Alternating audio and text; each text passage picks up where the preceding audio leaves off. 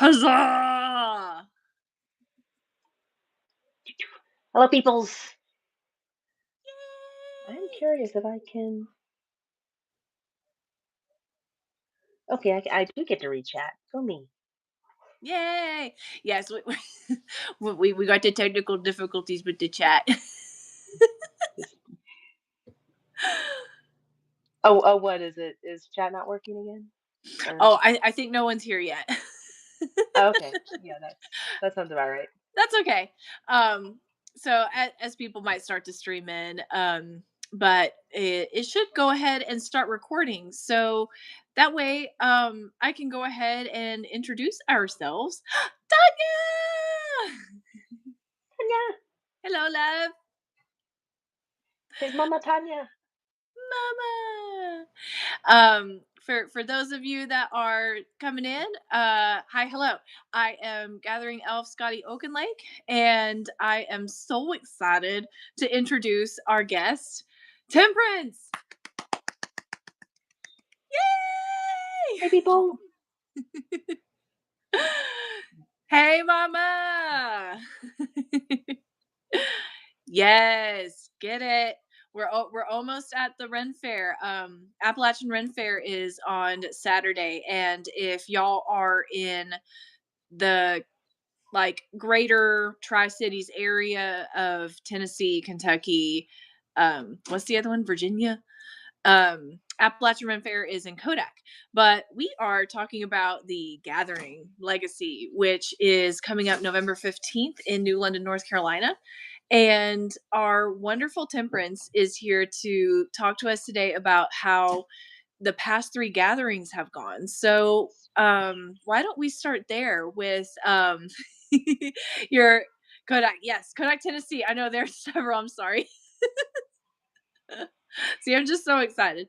Um, so you were starting with us from Gathering 3. So how Mhm. did you come to find the Norse Forge gathering, Norse Forge himself? How Okay, did all of that happen? so do you want the long version or the short version? Give us the version that you think fits best. Okay, so shoot. So it's for me. It basically started with roll. It started before roll for cake, but for the purpose of saving time, we'll say it started with roll for cake. Um, the only person I knew at the time was Tank Tolman. Was the only name I was familiar with, like, at all. Um, and I believe the first one was it was supposed to be a charity stream. So I was like, I'll go watch a D&D, charity stream. Why not? Um, and I believe if I remember right, it was only supposed to be like a one time, like a one time session. It wasn't supposed to be multiples. Um, but it got such an audience that they extended it another, I want to say, 7 sessions. It was Um, a lot. yeah. Which, by the way, if anyone hasn't seen it, head on over to Tannis Jr.'s YouTube channel and give it a watch. And like, I'm not a big person for watching D&D streams because if I'm going to watch somebody play D&D, I'm just gonna go play D&D. But it was but yeah, I was actually able to keep my attention. It was freaking hilarious. Like, I loved it. Um, basically that was the exodus into just a huge rabbit hole for me. Because like I said, I didn't know anybody. So I went looking. So it was Roll for Cake, where you had Panic Button, Taco, you had Norris, you had Allie, and you had Ivy, along with Tannis DMing, and then Tank on there. And um, so it was actually during Roll for Cake that Norris actually started promoting the third gathering, because it was basically, hey, all of us of Roll for Cake are going to be at the gathering, come to North Carolina and meet us, essentially.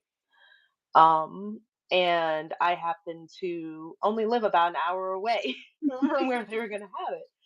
So it was just, and then I found out a couple of other creators were going to be there, Quincy and Estrella. I would say those were probably the big 3 was Quincy Astray and Tolman all being there. It was basically like, "Sure, it should be interesting at the very least." So I Yeah, I guess went. I'll just casually hang out with my favorite creators. Is So I was actually fairly new to, my I actually went on my TikTok channel just to double check. Um, my account was made in February of 23. So I am like so I was very, very late to the TikTok game. Um, so, um, like I said, there's more background to that story, but anyway, so it was just like I said, it was just a matter of, they were all people that I was familiar with, and I'm like, just let's go see what's going on. It'll be interesting. And I was only supposed to go as an attendee because, like I said, I mean, I didn't know anybody. So, what happened is at some point, I think it was like 2 or 3 weeks before, they put out a call for volunteers because they needed some extra help. And I was like, sure, not, I can give up, a few hours. That's not a problem. I'm local, so easy enough. And that was when they hooked me up with Kami, and really that was the key point, was like, if I hadn't volunteered that weekend, I think I would have gone that first time and then probably never gone again. Um, but it was, and I'll admit, as there was an ulterior motive because basically I negotiated that, okay, I'll come and I'll volunteer for a few hours if I can camp there overnight, because I was close. It was like an hour and 15-minute drive, so it wasn't terrible. But it was like, if I don't have to drive home and drive back up there in the morning, that would be awesome. Mhm. But and it was just from that experience, is I'd say I probably made like 20 or 30 friendships that weekend. And I've just been keep coming back ever since, because of those friendships, because of just the people I met on that one weekend. And so I'm still here. Four events in, Sorry? 4 events in, because like Legacy will be my fourth. Yes. Yes. Numero quattro? That's amazing. You got it right. Thank you. So, and what I specifically remember, because you were saying that Gathering 3 was your first one because Roll for Cake was a huge motivator. Um, and Gathering 3 was also my first gathering. And I remember after the gathering, seeing on Instagram all the pictures, and then finding out about the Discord, and then just seeing all the amazing photos that you took. Would you like to talk about photography, how you got into that? So photography is, um I've been into that for about, I guess, 3 years now. I originally actually gotten into it as a potential profession. Um, Except I figured out I actually suck at it.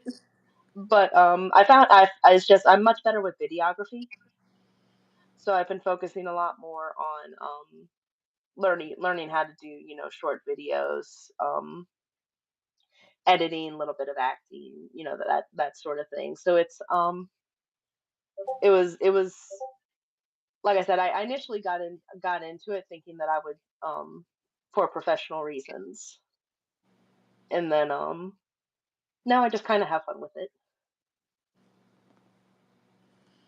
That is a nice hobby to have, though. Mhm. Which Yeah, I know you. so long as you're okay, with how expensive it is, because if you're ready to invest in $1,000 camera, you'll probably be My gosh. okay. I would say so. That is a big commitment. And I know that that's one of many hobbies that you have. There's I want to talk about the mermaid one for sure.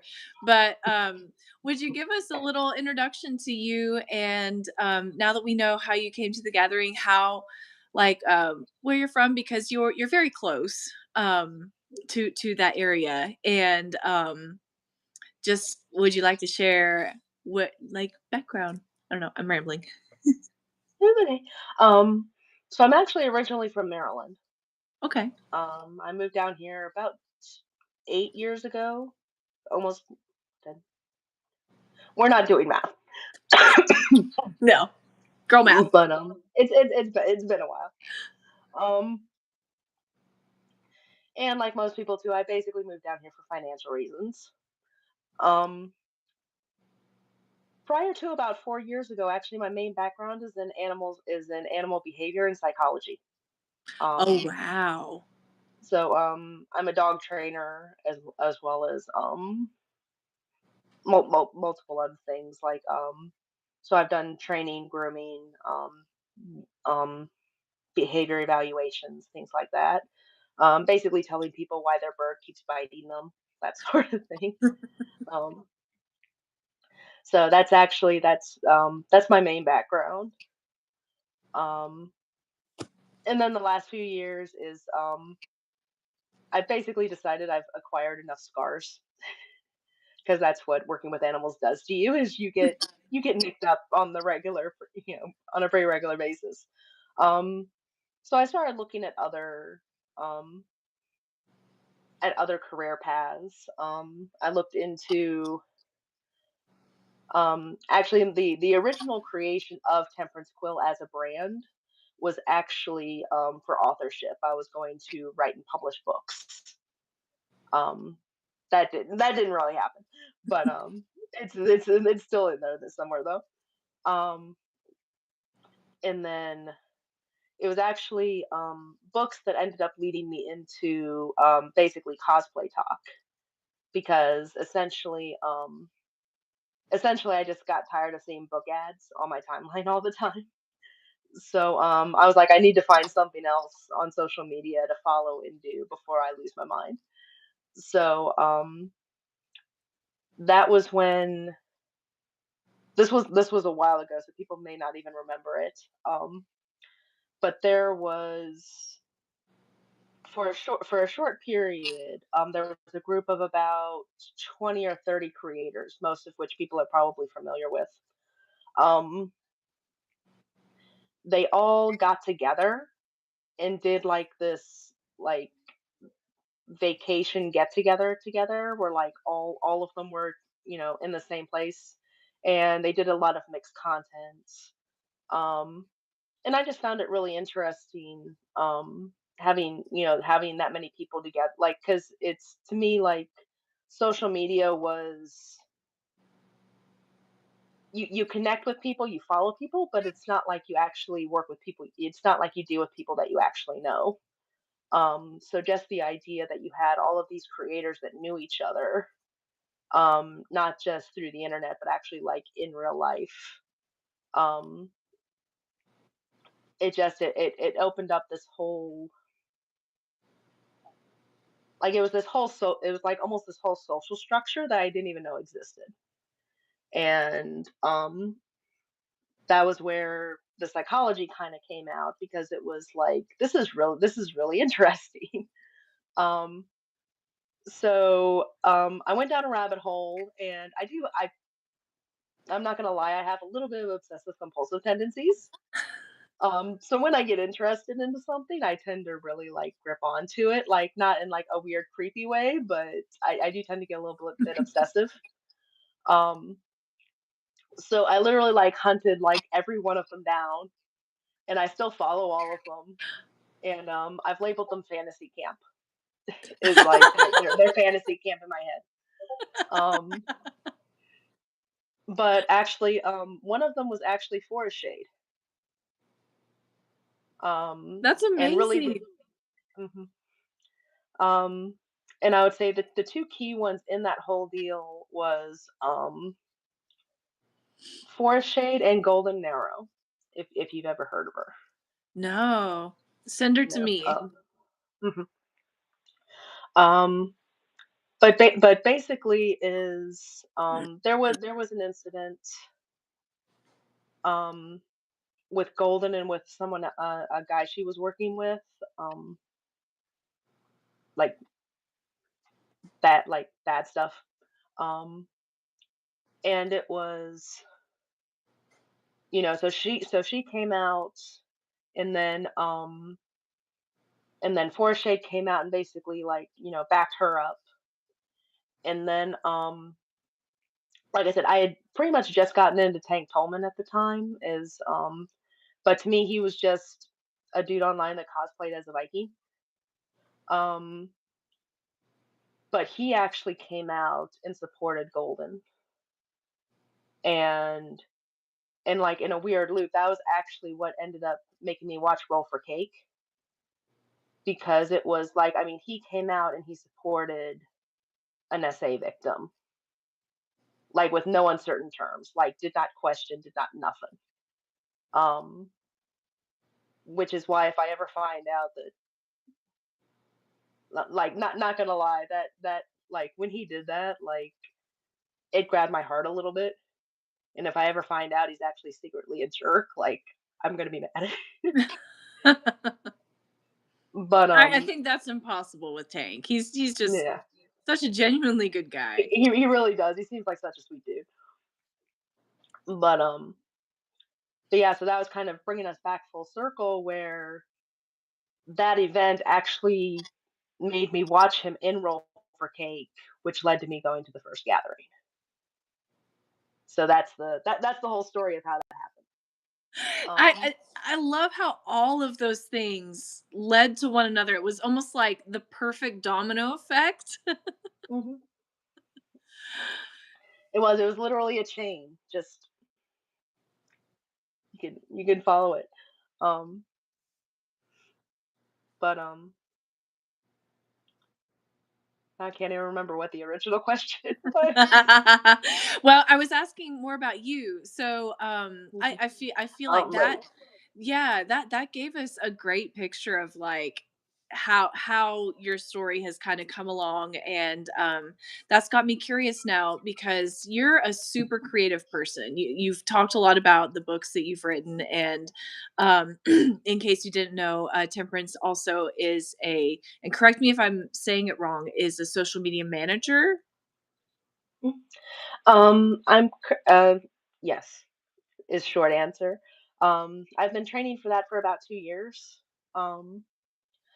So it was that kind of came along, like, with the string of events, because I was an author, or I was trying to be an author.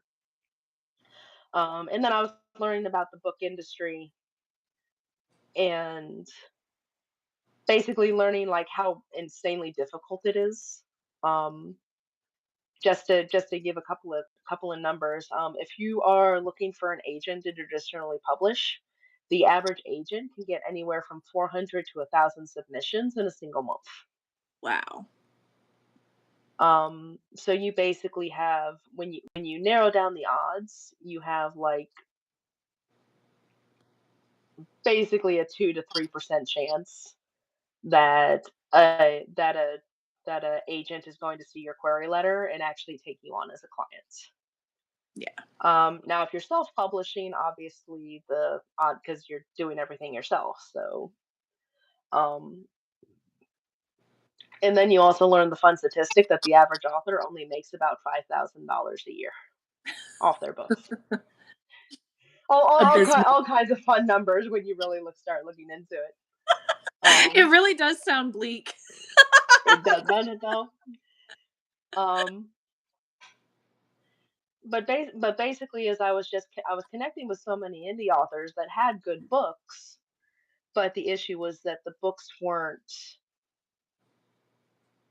mainstream marketable. Like, they weren't, which, I mean, there's all kinds of artificial things that makes books successful, how much the publisher's willing to market them, that sort of thing.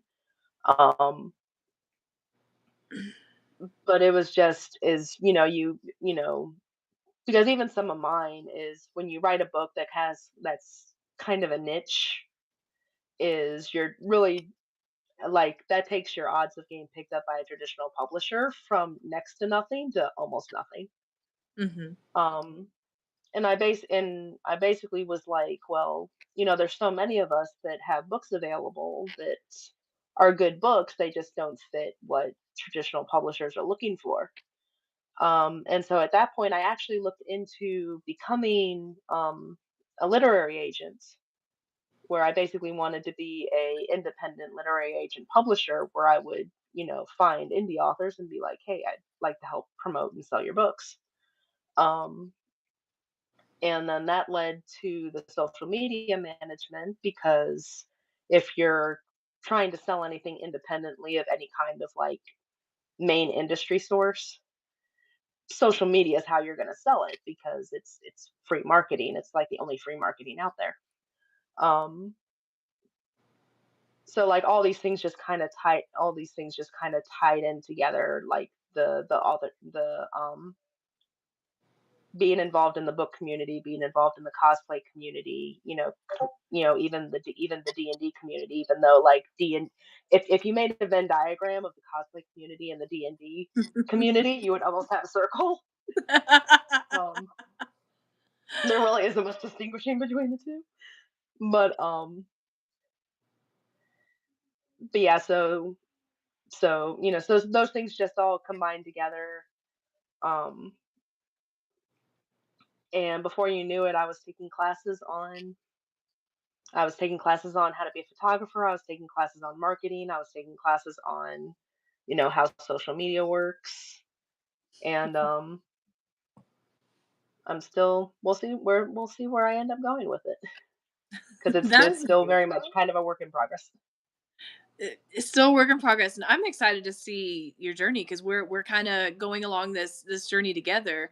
So despite how bleak self-publishing sounds, because I love your posts from Quill Media. If you don't follow Quill Media, she will write Quill Media on TikTok, Mhm. Instagram, all the socials.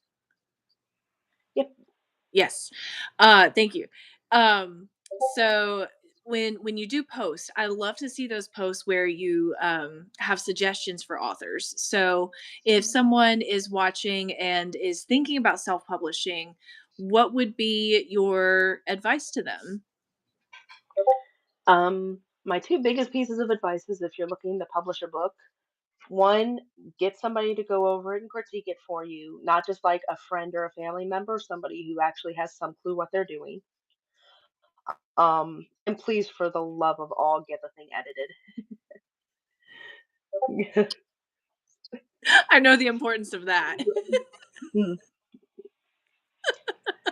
But no, I've seen so many that just like you can just read through it and you can tell that an editor never touched it, because it's just you'll be in one paragraph and they'll change the tenses three times in the same paragraph. Yes, I've been editing my own work, and the amount of corrections I've had to make on chapters that I didn't think I needed to make edits of, like the amount of times I got the year incorrect, Mhm, made me so irate. But mhm. yes, it's good to go through and edit with And a fine tooth comb. yeah, well, it's you become blind to your own writing over time, because you've read it so many times that when you go to read it, it sounds right in your head. Hmm. So it's just one of those things. Is like I said, you get kind of brain blind to your own writing. Yes. One thing, if I can throw in my 2 cents, is that now that I have written a book from beginning to end to my mostly satisfaction, and I've been going back to read the earlier chapters, um, now that I have the full context, it makes even more sense, and I can clarify it even more now that I've got the big picture all the way out.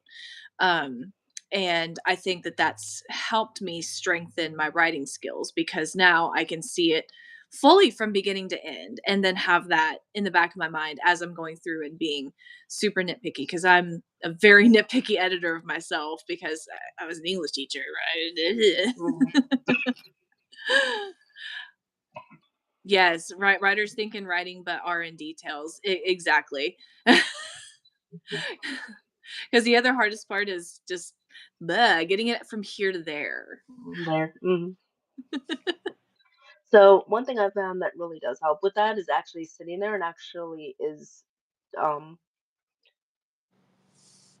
talking out loud as you're reading it, like actually putting like a vocal to the words. Because you'll go to try to read something, the next thing you know, you're tongue tied and you figured out, okay, well, that's not the way that's supposed to. And that helps later for the audiobook too. Yes, exactly. So I know we touched a little bit on cosplay, but I would love to delve deeper into that, because the gathering is such a huge cosplay event, and the costumes that I've seen from you are just amazing. It's like you go from fighter to fairy to mermaid and everything in between. So, can you share a little bit about your characters, cosplay, and especially if people are curious about garb and what to wear next weekend? Any Okay. advice? Um, so um I went to my first LARP when I was 16, Wow. is my brother's with me. And I'm not telling you my real age, but let's just say that it's in decades, not in years. Um, Girl math. so yes, no math. We're not Oh, doing math here. girl math. Girl math. Yeah. That's the one. Um, so it was originally when I first started putting the cosplays, when I first started putting my cosplays and costumes and that together, um, it was more about essentially creating categories of characters because I was involved with so many groups that it was, you had, I knew people who did Viking events, I knew people who did fairy events, I knew people who did, just generic fantasy events. So I was like, okay, I need a character for each theme. So I just basically started making characters, based just strictly based on those themes. Um, and then it was I started getting into D&D again because I had actually not really been involved with D&D for quite a number of years, and I was like, okay, I have all my theme characters, now I need all my D&D characters. I need my rogue, I need my barbarian, I need my fighter, I need, you know. Um, so then I started making, um, like I said, they didn't really have backstories or names or anything, but I just started putting together outfits that fit those themes. Um, and then it was actually um, it was getting deeper into the Ren Fair community where I started meeting like performing fairies, performing mermaids, fire dancers. I started meeting a lot of performers, and that I essentially got the idea that hey, I could do that too. Um, so part of it is I started putting together basically a performance profile where it was, what kind of events can I cater to? What kind of performances can I put on based on the characters I'm doing? That sort of thing. Um, Now that also combined with, um, I was gonna say you may have actually I think I sent her to you, but there is a creator called Crazy K, Yes. and she has like just dozens of cosplays based off characters, based off just short stories that she's written. And that was where it was from her that I kind of got the idea that hey, I can take my stories and I can combine them with my cosplays. So I actually started none of the stuff I had really fit anything that I had already written, but I it was at that point that I actually started um naming and writing backstories and actually giving character and um, that I actually started giving my cosplays kind of identities of their own, where they have their own backstories, their own personalities, like essentially making them people rather than just a themed outfit. I love that. So, but she was the inspiration for that. So if she ever sees this, thank you. We but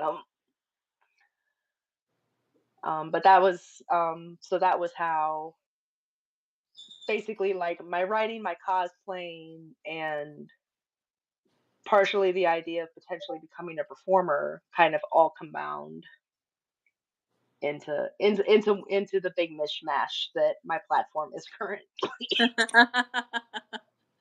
A mishmash of incredibly various hobbies, and the one that we haven't talked about yet is, I think, the most fascinating one to me because you are a mermaid I do.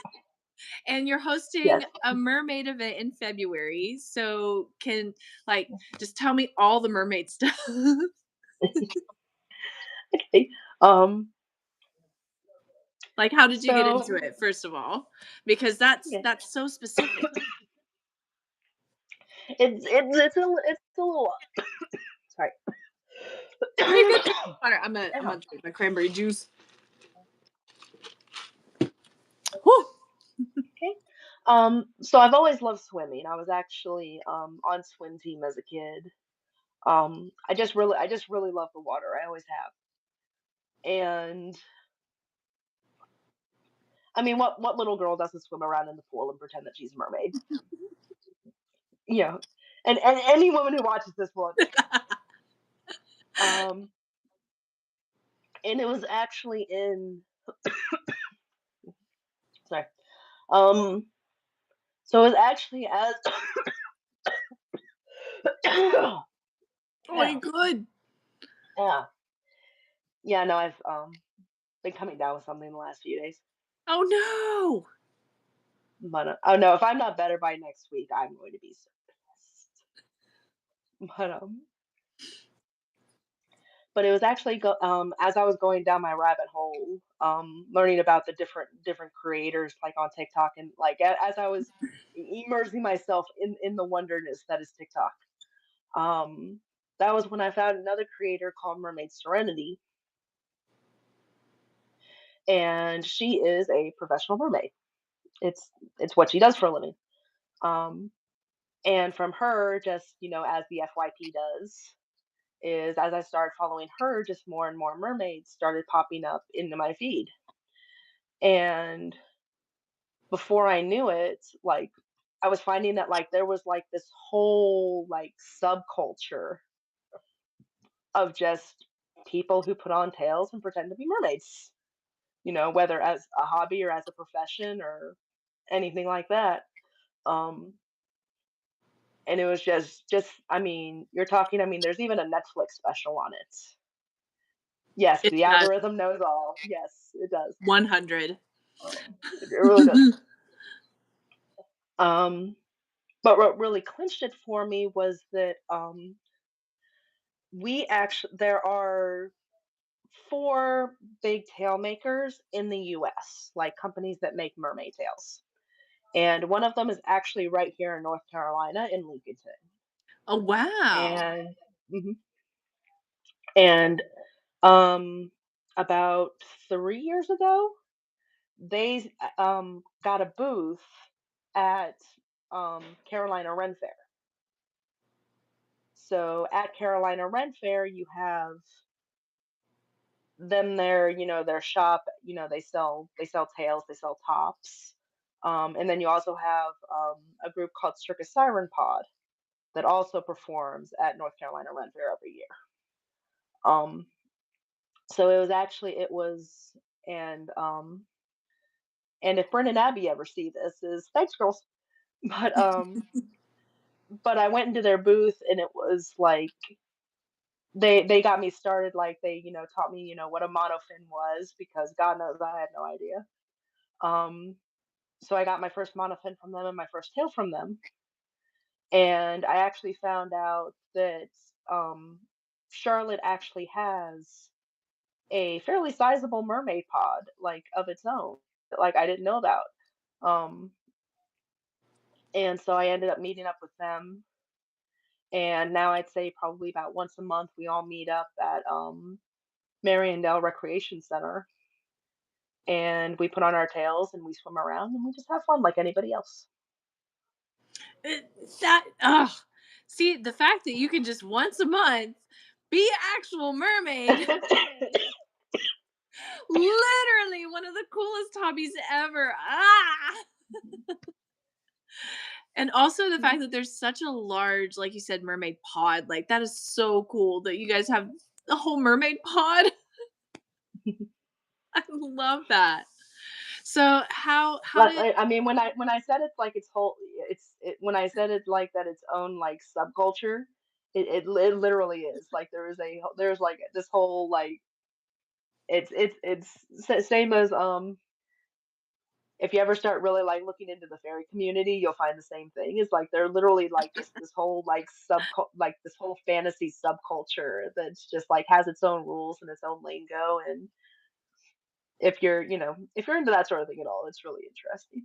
Yes, the videos are just so beautiful, and, I wanted to ask, so I remember you said it was some kind of training or certification that you could do as a mermaid. Is there any kind of training that you have to undergo to be a blah, blah, blah, performing mermaid? So there's all different certifications you can get that you absolutely should. Um, so the most common one is what's called PADI. Don't ask me what the acronym stands for at this moment because I cannot remember. But it's basically a free diving certification. It's just teaching you how to hold your breath, how to dive, basically just how to work in water and not drown is basically the point. Um, a lot of them recommend getting basic CPR training because, of course, if you're, especially if you're a birthday party where you go to parties where there's a pool and kids, you want even if you're making sure that it's you of course want to make sure that somebody um, knows CPR in the event that potential drowning, that sort of thing. Um, it's very fun. It's very whimsical looking. But you do always have to remember that it's also very potentially dangerous because you are putting yourself in an environment that is designed to kill you. Mhm, So you definitely want to make sure that that you know what you're doing because not only are you putting yourself in an environment that is inherently hostile to you, you're also taking your legs and you're basically tying your legs together at the same time. And even though really like swimming with the monofin, which for so to show people here for you is a monofin is basically a like you have that you can put on your feet. A monofin is basically oh thank you Tanya. uh, um a monofin is basically just two swim flippers put together essentially. It goes in the fluke of the tail. mhm. Um, but they're actually fairly easy to swim in. They're not overly difficult to swim in. Um, but like I said, it still has the element that you are still essentially tying your legs together. So and then trying to swim that way. How long does it take for you to get used to it? Not very long actually. I mean, I was pretty much okay in like my first session. Now, if you're talking about like getting into like the really fancy tricks, like learning how to do like backflips and that, a lot of that depends on your breath control because you have to as you're swimming backwards, you basically have to be able to expel just enough air out of your nose, not to like flood your sinuses with water. So much of what you're capable of doing is really based on your breath control and how well you can learn to keep air in and expel when you need to. Mm, I see.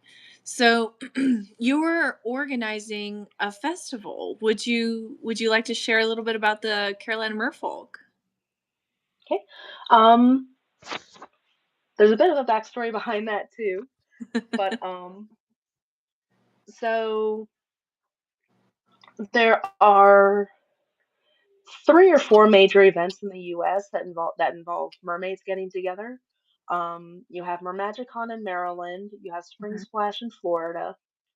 You have Siren Symposium. I want to say is in California.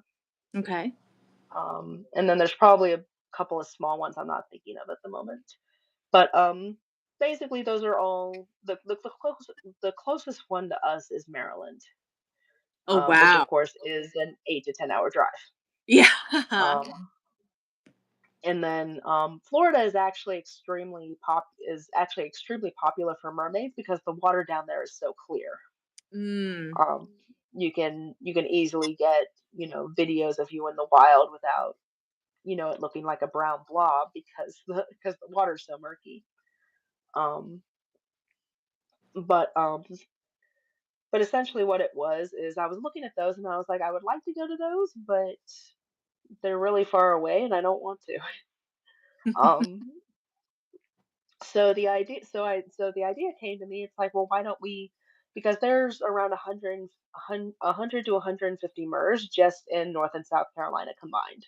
Oh wow. So we have a fairly sizable population for considering where we are, and given how niche of a hobby it is to begin with. Um, so I was like, well, why don't we have our own event? And at the time when I first had the idea, there was actually another gentleman um, who had been kind of trying to do that for a couple of years. Um, and so basically, I sat back and I was like, well, somebody else is already doing it. Cool. Um, Unfortunately, he passed away, sadly. So it was, trying to be respectful, of course, but it Yeah. was like, well, kind of obviously he's not doing it anymore. Um, But you can carry on and that so it was, legacy. yeah. So it was, we all knew that he had been doing it, and we were still interested in doing that for ourselves. And it was kind of like, well, he can't do it anymore, so why don't we go ahead and kind of do it for him? And we'll do like a memorial or something, at the time. Anyway, so we tried to. Anya. No. Anya, You'd be a merfox. yes. So I got into contact with the people that we were pretty sure had been working with him, and we were like, "Hey, would you all be okay if we did this?" And basically, they were like, "Yeah, we were." I wasn't entirely sure on the vibes. Like it was kind of half, he's gone, and we're sad, so we don't really want to do this anymore. Also, kind of a little bit of, well, we were only doing this because he wanted it. So now that he's not involved, we don't. Not that we don't care, but we're not as invested in it with him not being around. Um, so kind of once I got their green light, I was like, cool, let's do this. And that was how the Carolina Merfolk Festival was born. That is amazing. And that's great for the community too, that they'll still have that outlet. Um, let's see. Okay, so I did want to ask one more mermaid related question Okay. before we switch back to gathering stuff. If you could pick a dream place to swim as a mermaid, what would be your dream place to go swim? Oh God. Let's say if you had to narrow it down to 3. Okay, 3 I can do. Um, um, let me make sure I'm getting this right. the Galapagos during whale shark migration season, because that would be like the absolute peak to be able to swim like in the same vicinity as a whale shark. Yeah. Just like that would be absolute. Um, They're just big the puppies. they really are. They're big 40-ton puppies that can break your body in half with the sweep of a tail. But yes. Yeah, still puppy. Okay. Um, I would want to do the Caribbean, and I would want to get at least one video of me swimming around spearfishing lionfish. Oh, Um, heck yeah. yeah. Well, because they're extremely invasive there. Mhm. So they literally created like an entire industry around just trying to eradicate this one fish. Yes, Um, I visited Key West several years ago and got to try lionfish, and it was mhm, surprisingly good. It was not as fishy as you would expect. It was more meaty. It was mhm. very, very good, very good. I've heard a lot of people tell me that like it's as far as fish go, like it's not bad eating. Yeah. So, So but of you course, they're go, just a pain in the butt to catch because they got all them thorns. yeah. I'm just picturing you as a mermaid going to spearfish your dinner, and I love that. Exactly. That's you know what? When you go on that trip, take me with you. I would love to eat more lionfish. And then the third one would be the Great Barrier Reef because who doesn't want to go to the Great Barrier Reef? Yes. It's that much closer to the Australia Zoo too. Which as an animal person, you have to love the Irwins, right? Oh, of course. Yeah, Queensland Zoo. Mhm. Mhm.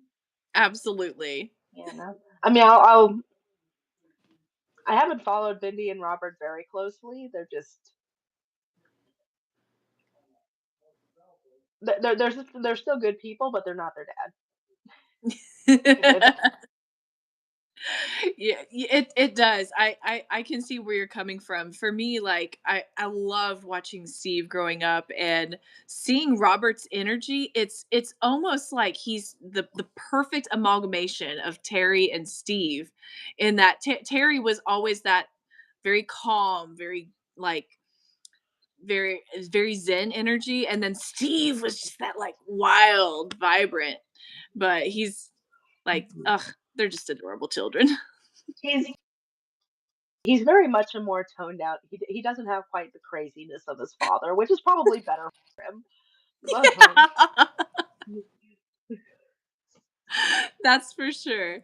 Um, so those are fantastic destinations, and I hope you get to do that someday. Um, talking Gathering Legacy, because Gathering Legacy is a little over a week away, November 15th, and you will be joining us. And I wanted to know for you, because you talked about it a little bit, but I want to know for you, what makes the gathering so magic and so special, so different from anything else?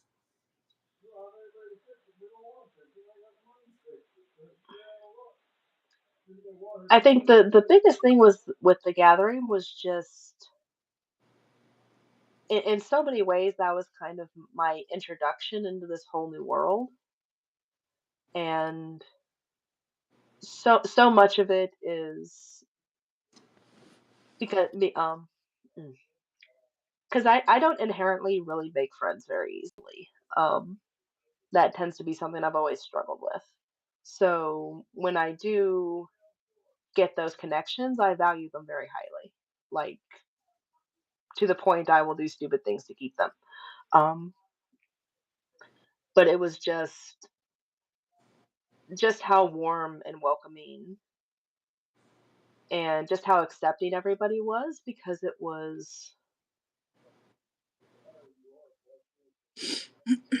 it's it's a community where everybody is a little spicy and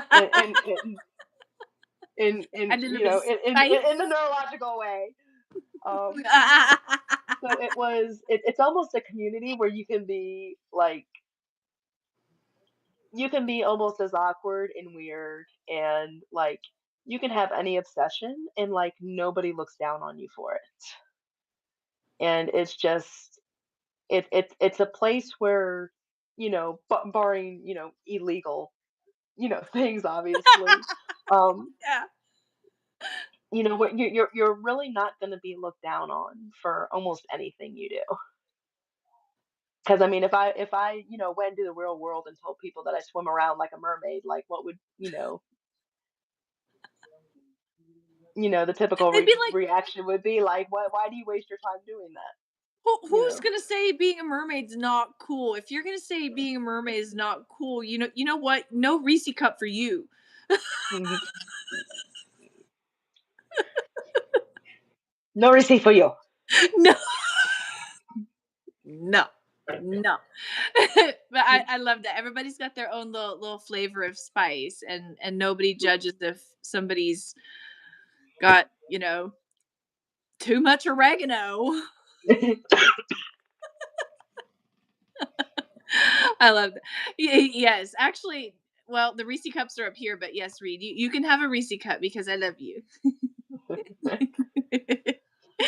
So, I think that's a beautiful response, and I love that the gathering has brought you so many close friends, and that's really an amazing thing. And you are an amazing person, and it's easy for me to see why people would want to be your friend because I'm happy to be your friend, and I'm so excited that we get to see. Hopefully, if you're not sick, you won't be sick. We're gonna If I manifest. had someone. You will not be sick. You will not be sick. We're manifesting it. So Yeah. next week, because we're manifesting, you're going to be there, and everyone's going to get to see you, and you're going to get to meet and make new friends. What would you like for people to know about you when they meet you? Hmm. Um, I was gonna say I think we just covered like the last 5 years of my life here in this one conversation. Um, I mean, it's just one of those things. I mean, if you happen to see me, come say hi. I'm not gonna bite your head off. I'm not gonna. And if you want to, we can talk about something or not, or I'm just there to go with the flow. I We're love all that. there to have Talk we're all about there to some. have fun. We're all there to have a good time. We may not be there for a long time, but we'll have a good time while we're at it. Stealing from Creek. The or not is sending me though. Because in middle school, my principal used to always sign off with, "You can choose to make it a great day, pause, or not." And he would always leave us with that choice. We didn't have to make it a great day. But yes, and I totally reiterate, if you see Temperance at Gathering Legacy, definitely go say hi, give her a high five, tell her she's doing amazing. And I love that. And is there anything special that you have planned for Gathering, like costume wise? If it gets through customs, there will be a big surprise coming for Legacy, and if it does get here in time, there will be a video with a sneak peek before Legacy. Do I know what the teaser is? You do. Ah, I love it. I love it. Okay, we're gonna manifest here. We are The manifesting that it will get through customs. They will get through customs. Anything will get through customs. It will be fine. You will be fine. Everyone will be surprised, and I'm so excited. Yeah. Everything's No, gonna it is. Yeah. Etsy made me so mad because they don't send you notifications on the delivery in accordance with the actual tracking information. It just tells you that something is delivered on the day that like the time specified for delivery does. So it was like it will be delivered on Wednesday. The tracking information doesn't say that. It says we don't care. It's going to be there on Wednesday. The tracking number says it is beyond time and space. Mhm. Well, it was the because it's from overseas, is it basically the tracking gets kind of lost when the European carrier transfers it over to a US carrier. So technically at the moment I have absolutely no idea where it is. It is where it is. So, yes. Can relate. It's it is where it is. It'll Mhm. be here. But you know what? We're gonna manifest. It will be here. Yes. Not here at my house. There, your house. It will be there. Mhm. We're manifesting. It's a full moon. We're pulling that energy. Mhm. It will arrive. It will arrive. It will arrive. Mm. And you know what? It will arrive one more time just for good measure. It will arrive. Yes. All right. So I would like to open it up if anybody would like to ask any questions. Um Otherwise, hi chat. How y'all doing? Hey everybody. Y'all drink your juice. Drink your juice, Oh, drink your water, yes. take your immunity tablets. Touch grass. Yes. My cat also says hi. Hi cats. She has been summoned. Oh my The, goodness. the the electrical signals from the chatting summons them. Like, oh, Yes. my human is talking to the magic box. I must interfere. Well, the thing about this one is she's 18 years old. She's sometimes I think she forgets who I am because she'll just look at me for a second and then she'll be like, "Oh, it's you." And she's That very sounds sweet. about right. She kind of just totters around. She's sitting here. She does this thing called gargoyling. I don't know if you. I don't remember if you have cats. I don't have any cats, but I know quite a few cats. So I'm assuming she's sitting on the armrest with like her feet and with like her paws in front of her, just like staring at you. Yeah, that. The gargoyle stare. Yes. Oh man. I wish healing vibes for you. I will be bringing some teas to Legacy, so you got to make sure you get yourself some tea. It's for staff Mm, only.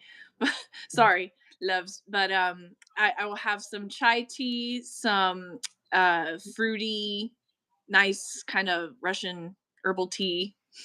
So I will have teas for your poor throat. mm. So I'm gonna be putting together some ginger and honey tea here in a minute. Heck Those yeah. are those are my go-tos. Amazing, amazing. I love it.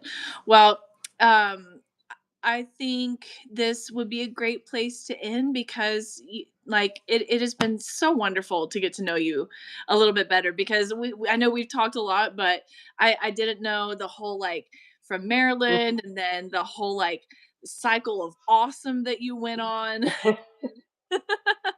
It feels like The multiple obsessive compulsive rabbit hole hunting rabbit hole dives. it's the OCD wheel of fortune. Mhm. What will I be obsessed with this week? Yes, I'll be excited to know.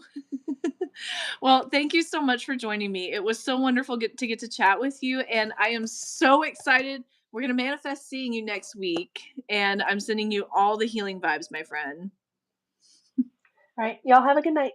Oh, we got a heart. Yay! I love it. Thank you so much, and I'll see you soon. See you soon. Okay, love y'all. Bye.